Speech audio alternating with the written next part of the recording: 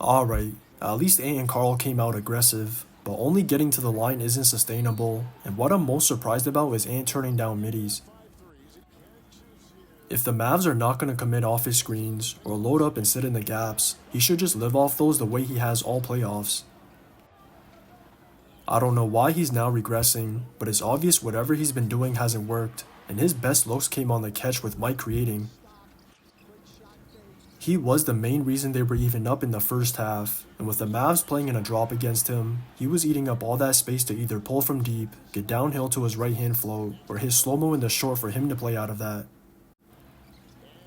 That's how Nas got an open look to get going, and between Mike carrying the entire first half, then Nas' shot making carrying the entire second half, that's all they can ask for. But without their two stars, it first wasted Jaden's Game 1 performance, now theirs, and it was the same execution issues that cost them. If Rudy ever has to put the ball down, that's a bad sign, and bad execution is even worse against the Mavs because they're a 48-minute team. Between Luka and Kai, they're always going to generate good offense in the half court, similar to the Nugs' two-man game, so they're going to walk teams down and capitalize on any bad stretches.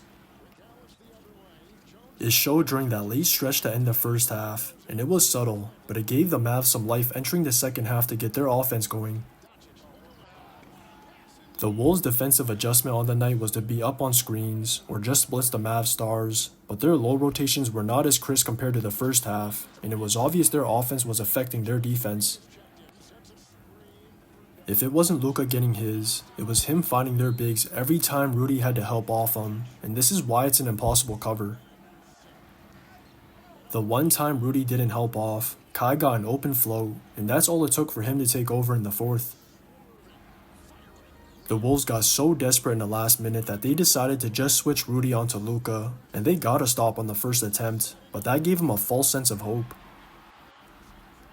The reason they haven't switched all series is because of what happened on the final possession, so I just don't understand why they would trust that with the game on the line, but Luka made sure to let him know it was a wrong decision. Just watch the tape.